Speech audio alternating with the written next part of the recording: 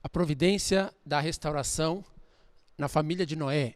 Então, como nós vimos, acabamos de ver sobre a família de Adão, a aplicação dos princípios da restauração na família de Adão, logo após a queda, terminou em fracasso. Então, agora a gente vai estar estudando sobre a aplicação dos princípios da restauração na família de Noé. Então, depois que Caim matou Abel, como nós vimos na conferência anterior, ocorreu a falha na providência da família de Adão. Então Deus não pôde estabelecer vitoriosamente o fundamento de fé e substância, o fundamento para o Messias, para poder enviar o Messias naquela época, porque houve a falha quando Caim matou Abel. Mas como a vontade de Deus ela é imutável, e como nós vimos na predestinação, a predestinação da vontade de Deus é absoluta, então, dentre os descendentes de Sete, que é o terceiro filho, Deus escolheu a família de Noé para poder substituir a família de Adão. Então Deus começou o seu trabalho depois com a família de Noé, justamente para poder estabelecer o fundamento para poder receber o Messias.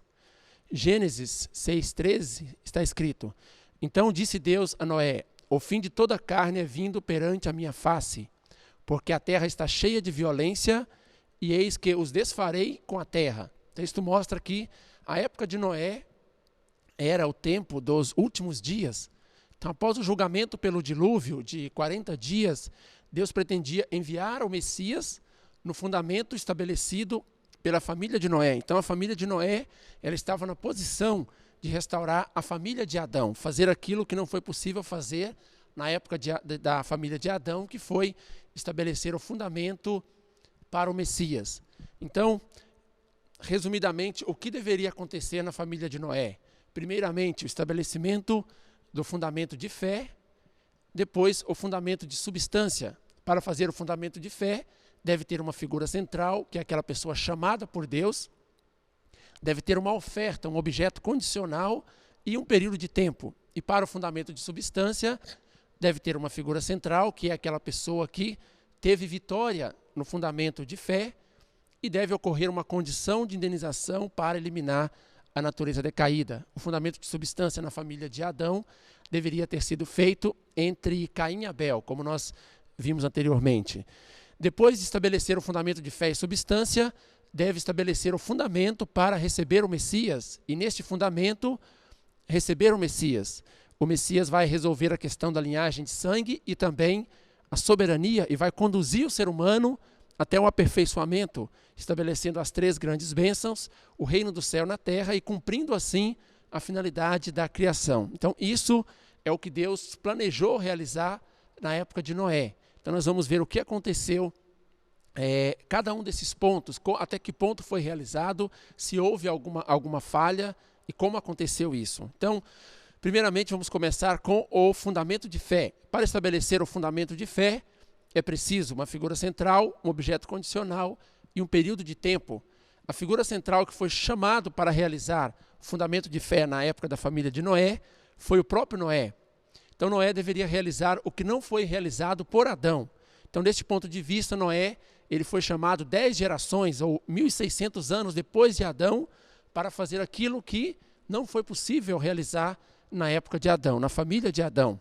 Então, para Adão, Deus deu as três bênçãos, como está em Gênesis 1:28, frutificai, multiplicai e dominai. Para Noé, Deus também disse em Gênesis 9:7, frutificai e multiplicai-vos. Então, desse ponto de vista, Noé, ele veio na posição de segundo antepassado humano, ele veio para ser o segundo antepassado humano. Deus queria realizar uma nova história, um novo céu e uma nova terra a partir do trabalho com a família de Noé. Então Noé ele veio 10 gerações, 1.600 anos depois de Adão, como nós já vimos, porque houve falha na família de Adão, quando Satanás influenciou e Caim matou Abel. Então, dentre os descendentes de Adão, o terceiro filho, Sete, Deus chamou a família de Noé. Noé também tinha 3 filhos, Cã, Sem e Jafé, para poder restaurar aquela posição da família de Adão. Quando Noé veio, a terra estava cheia de violência, e Noé trabalhou na arca durante 120 anos em obediência ao mandamento de Deus, apesar de todo o escárnio, toda a zombaria que ele estava recebendo. Então, baseado nesta condição de fé absoluta de Noé, Deus podia realizar o julgamento pelo dilúvio de 40 dias.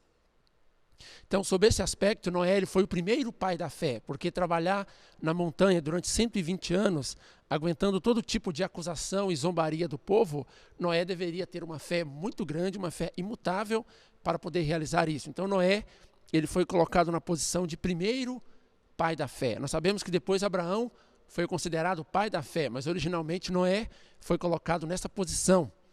Então, as razões por que Noé podia fazer a oferta simbólica diretamente, por que Noé poderia fazer a oferta da arca diretamente, uma vez que Adão não pôde fazer isso.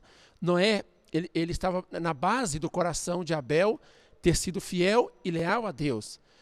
Noé ele era descendente de Sete, que foi chamado no lugar de Abel, depois da sua morte.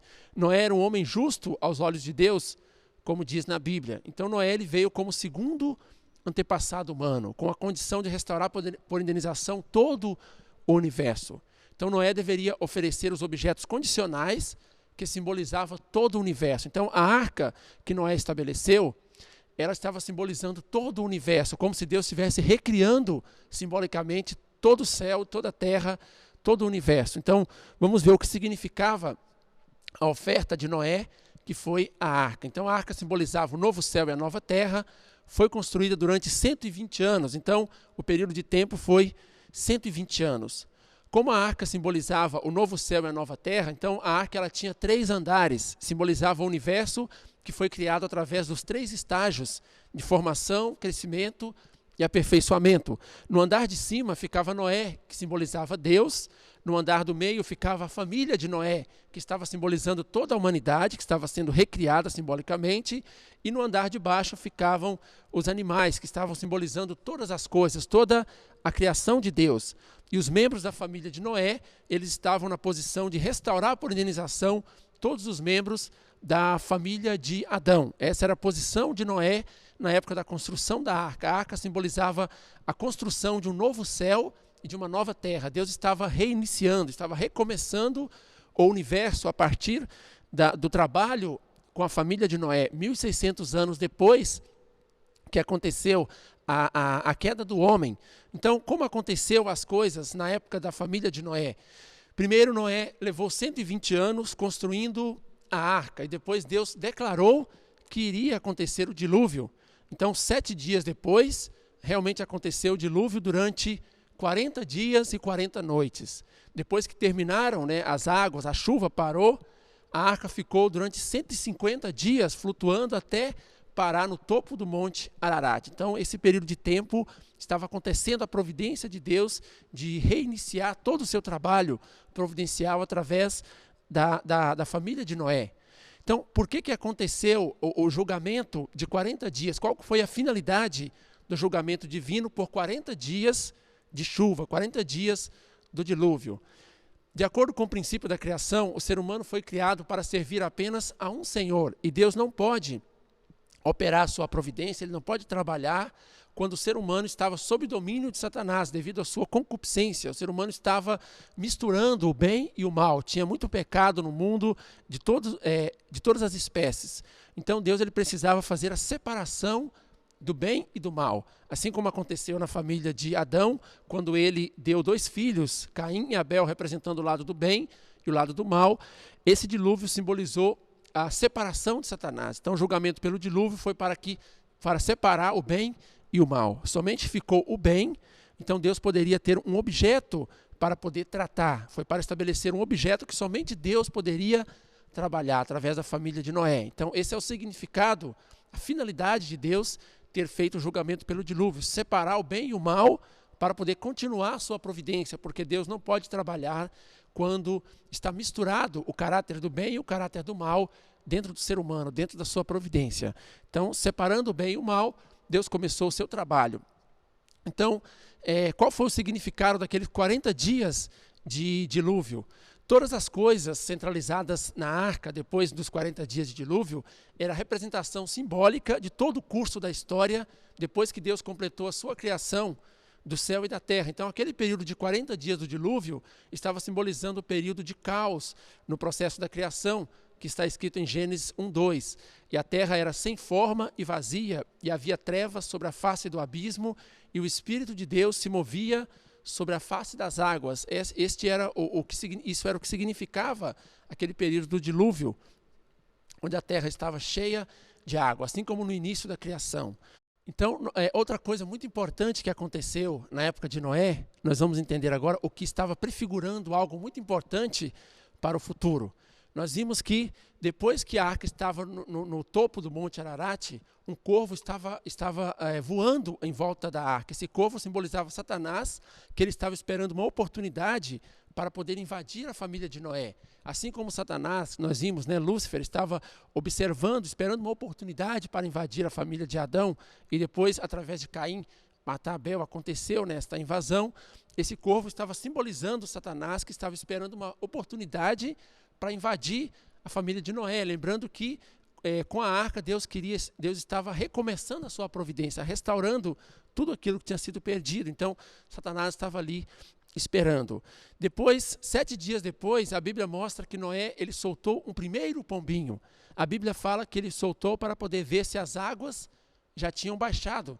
Mas nós podemos entender que se fosse simplesmente para verificar se as águas tinham baixado, era mais fácil o próprio Noé observar da arca. Então tinha um significado, um simbolismo, por que ele soltou este pombinho. E esse primeiro pombinho, ele foi solto por Noé e ele voltou para a arca. Esse pombinho significava Adão, que não realizou o ideal da criação de Deus por causa da queda. Então o ideal da criação de Deus foi colocado em Adão, toda a esperança, toda a expectativa para poder realizar o ideal, só que esse ideal teve que voltar para o seio de Deus, para os braços de Deus, porque não foi possível estabelecer na terra. Então esse primeiro pombinho simbolizava Adão. 7 dias depois, a Bíblia fala que Noé soltou um segundo pombinho. Esse pombinho também voou, como as águas não tinham baixado, ele voltou para a arca. Esse segundo pombinho simboliza Jesus, que veio na posição de segundo Adão. Também significa que se o povo judeu não acreditasse em Jesus, não poderia realizar o ideal de Deus. Mas quando esse pombinho trouxe esse galhinho de árvore, esse raminho de árvore, simbolizava que estava dando uma esperança para Noé, que simbolizava Deus, como nós vimos, de que da próxima vez poderia ser realizado. Então, através da salvação espiritual que foi dada na época de Jesus, foi essa esperança simbolizada por esse raminho de árvore que esse segundo pombinho trouxe para a arca. Então, através da salvação espiritual que Jesus deu, abriu uma esperança, uma expectativa em Deus, que futuramente poderia ser realizado, na próxima vez poderia ser realizado o ideal de Deus. Então, depois de 7 dias, a Bíblia mostra que Noé soltou um terceiro pombinho. E esse terceiro pombinho, ele foi, e como as águas já tinham baixado, ele não voltou mais para a arca. Então a Bíblia fala que Noé desceu à terra com os animais, com as suas famílias. Esse terceiro pombinho significa o Senhor do segundo advento, que na sua volta realizará completamente o ideal da criação na terra. Muitas vezes na Bíblia a água é simbolizada o ser humano decaído, o mundo de pecado é simbolizado por águas, principalmente águas sujas. Então, quando fala que as águas tinham baixado e Noé pôde descer à terra, lembrando que Noé estava simbolizando Deus, a sua família simbolizava a humanidade e todos os animais simbolizavam a criação. Então, significa que Deus poderá descer à terra na época do segundo advento, quando o seu ideal for criado, for estabelecido aqui na terra. Então, aquele corvo que estava girando em redor da arca simbolizava Satanás, esperando uma oportunidade de invadir a família de Noé. O primeiro pombinho era o símbolo de Adão. O segundo pombinho era o símbolo de Jesus, que deu a salvação espiritual. E o terceiro pombinho era o símbolo do Senhor do segundo advento. Então, estava prefigurando o que poderia acontecer no futuro. Então, o fato do terceiro pombinho não ter voltado à arca, e Noé desceu à terra e começou a desfrutar de um novo céu e uma nova terra, significa que o terceiro Adão, ou seja, o Senhor do segundo advento, poderá completar o ideal da criação de Deus na terra. E a nova Jerusalém, como está escrito na Bíblia, descerá do céu e a morada de Deus estará entre os homens. Então, Apocalipse 21, 1 ao 4 está dizendo: Vi então um novo céu e uma nova terra, pois o primeiro céu e a primeira terra desapareceram e o mar já não existia.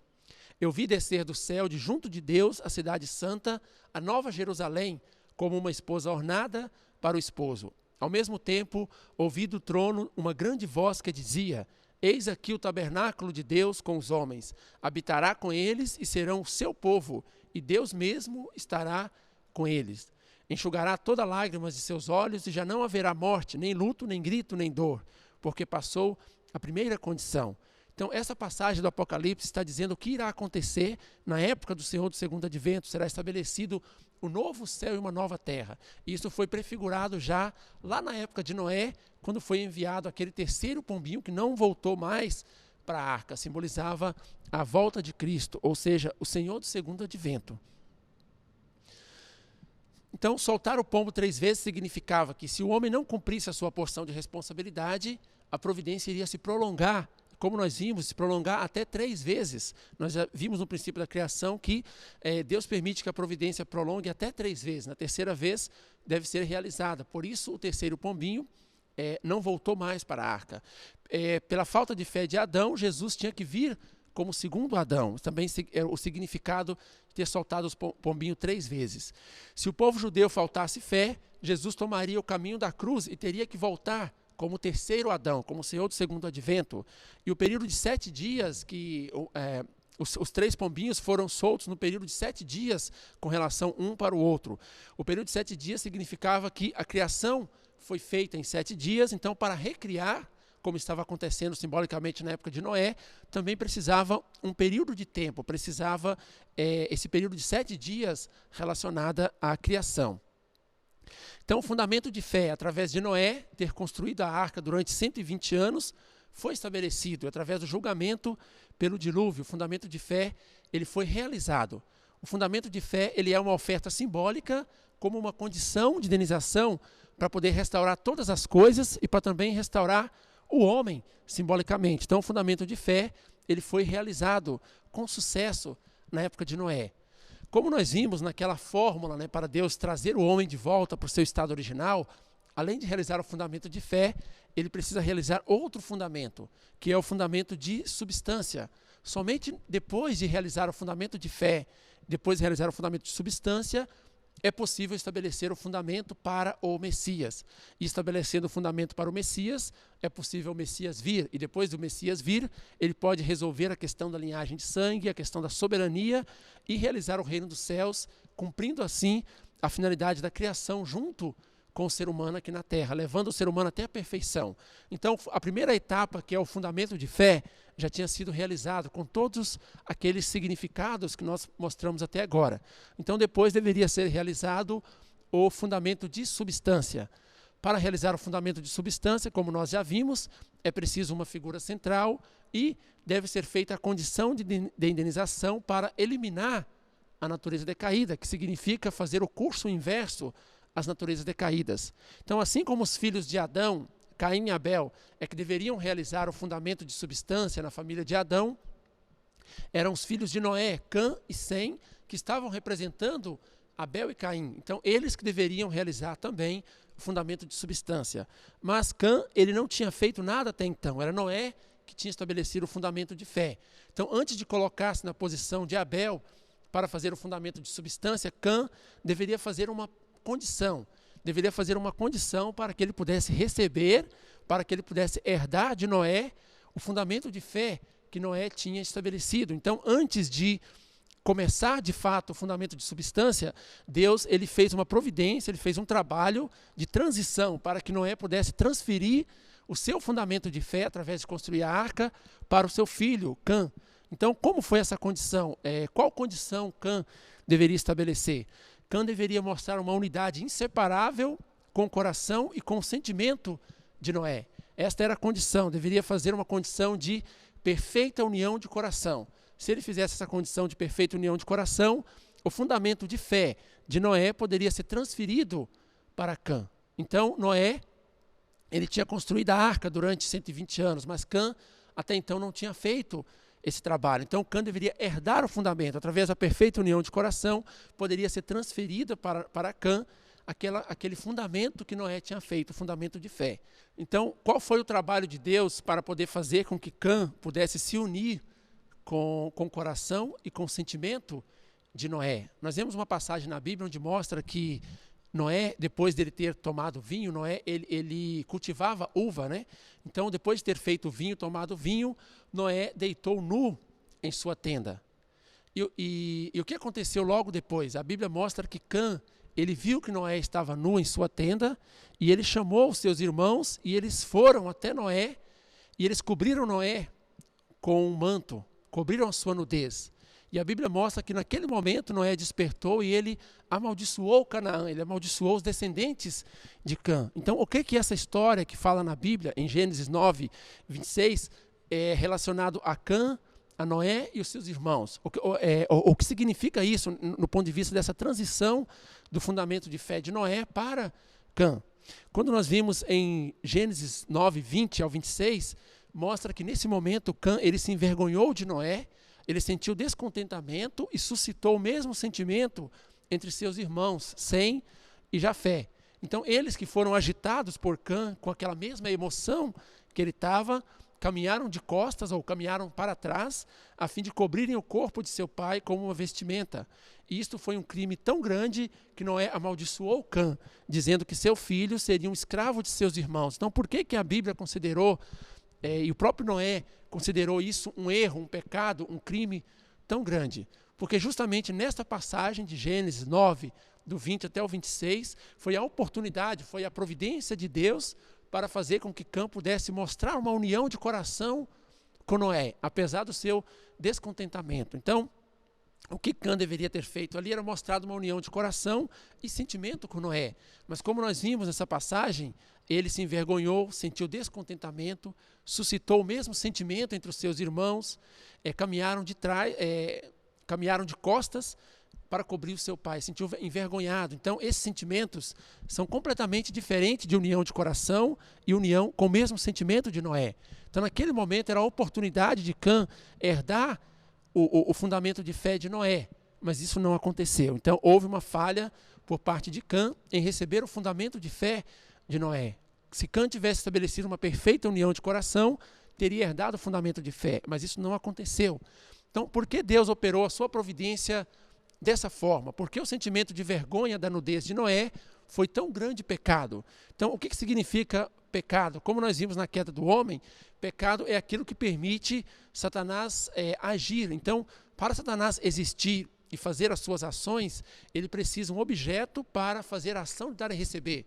Então, naquele momento, como nós vimos, o corvo estava rodando em volta da arca, simbolizava Satanás, que estava espiritualmente observando, tentando achar uma brecha para poder invadir a família de Noé. E qual que é essa brecha que Satanás estava esperando? Não era uma brecha externa, mas Satanás, como ser espiritual, estava esperando uma falha espiritual, estava esperando alguém demonstrar algum tipo de naturezas decaídas.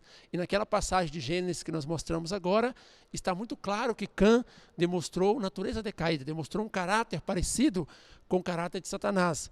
Então, a ação de Cã estabeleceu uma condição que permitiu Satanás invadir e surgiu um objeto para Satanás interagir. Por esse motivo é que foi um grande pecado. Então, por que Deus provou a Cã por meio da nudez de Noé? Qual que era o significado? Por que Deus escolheu provar Cã através da nudez do seu pai? Dar esse teste, né?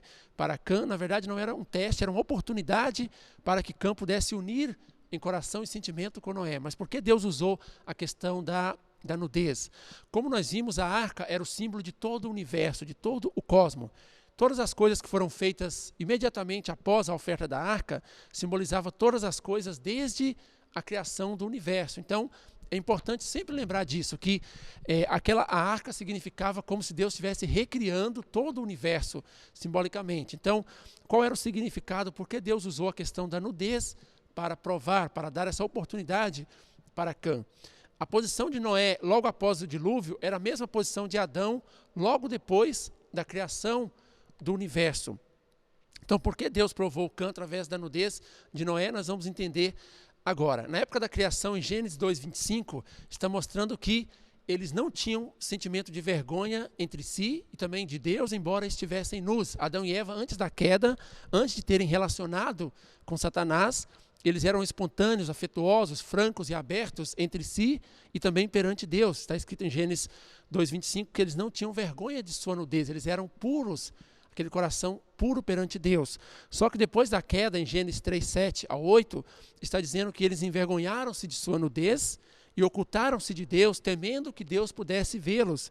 Então, o fato deles se envergonharem perante Deus foi devido à relação de sangue com Satanás, cometida através das partes sexuais na queda. Então, mostrou que eles tinham uma relação com Satanás. Eles ocultaram de Deus devido à sua consciência culpada, que os impedia de se apresentarem diante de Deus depois de seu pecado. Então, na época da queda do homem, Deus viu que Adão e Eva tinham caído, que eles tinham um relacionamento com Satanás, através deles terem se envergonhado e terem se escondido, se ocultado perante Deus. Então, quando Cã sentiu aquele mesmo sentimento de vergonha, estava repetindo a mesma situação que aconteceu na queda do homem. Então, Noé, após o dilúvio, ele estava na posição de que já tivesse separado de Satanás. Era a mesma posição de Adão depois da criação.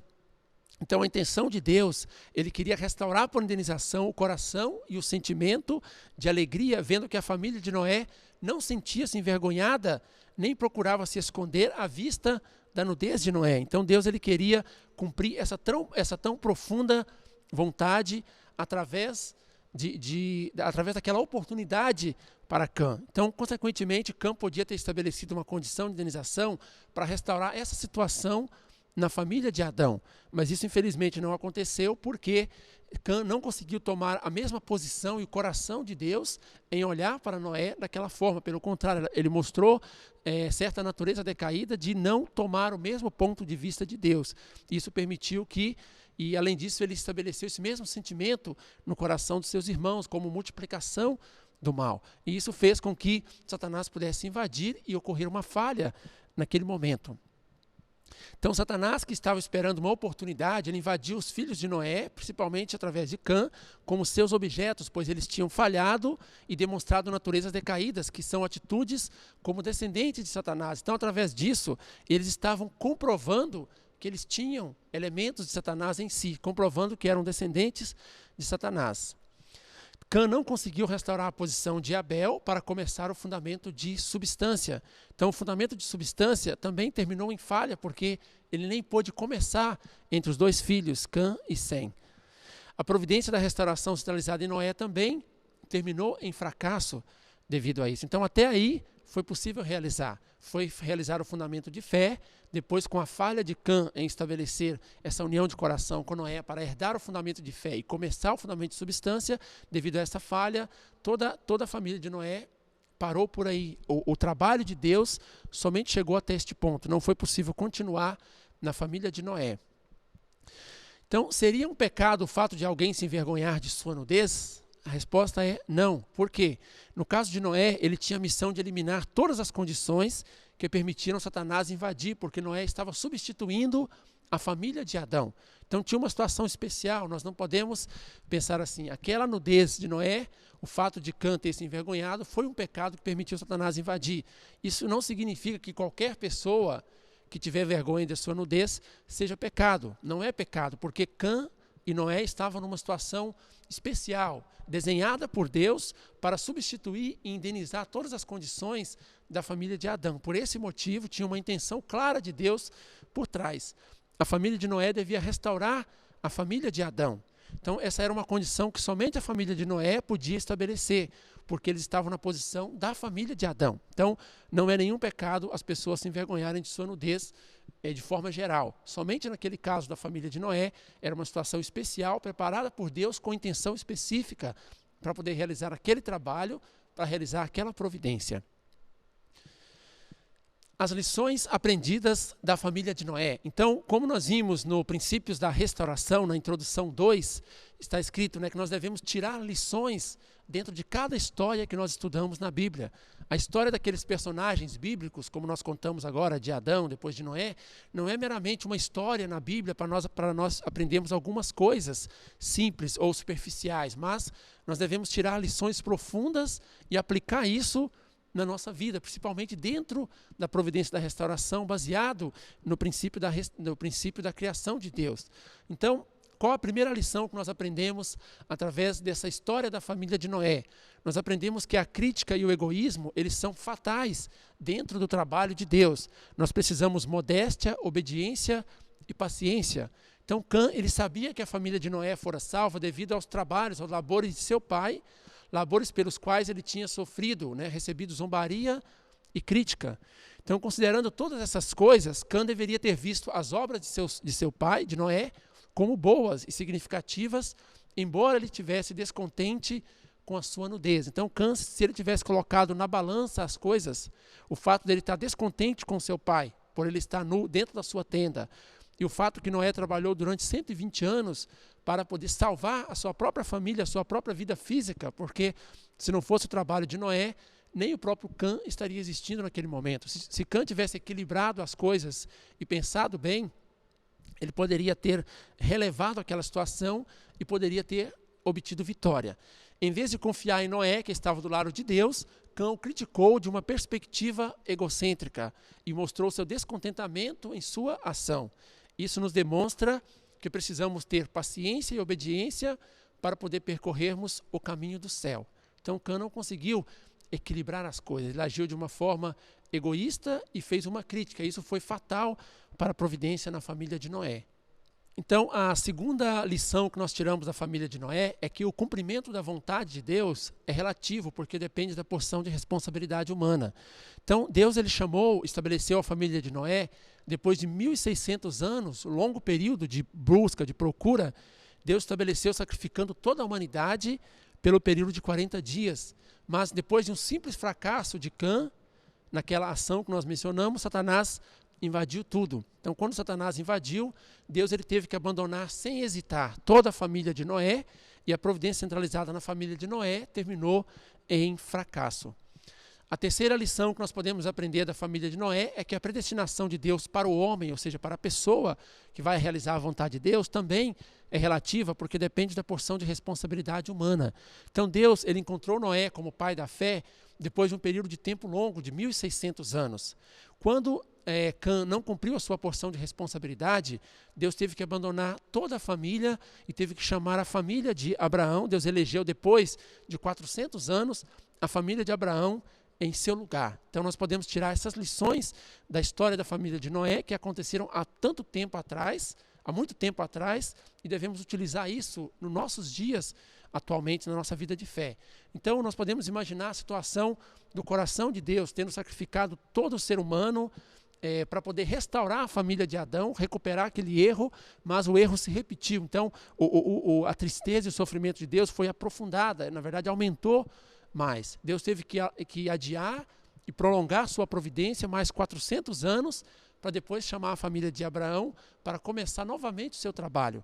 Como nós vimos no princípio da restauração, quando nós estudamos o princípio divino, além de estudar toda a lógica, toda a parte, a história por trás, nós temos que entender o tipo de coração e o tipo de intenção que Deus tinha. Se nós aprendermos dessa forma, então o fato de nós acreditarmos em Deus, conhecendo os sentimentos, o coração de Deus, isso vai fazer com que a nossa fé em Deus não fique somente numa forma de conceito, mas a nossa fé em Deus fique numa forma de experiência viva. Então, a cada momento, a cada história que nós estudarmos em diante, nós teremos que sempre estar pensando que tipo de coração Deus estava vendo toda essa situação. Deus não estava indiferente, somente trabalhando como se os seus filhos fossem seres da criação, ou como se fossem máquinas, mas Deus tinha um relacionamento de pai que tinha perdido os seus filhos com a queda e tentou restaurar depois na época de Noé, mas também não deu certo. Então, nós temos que sempre estar verificando esse tipo de sentimento e coração de Deus por trás de cada história. Então, nós terminamos aqui a história da família de Noé. Na próxima conferência, vamos estudar sobre a família de Abraão. Muito obrigado pela atenção.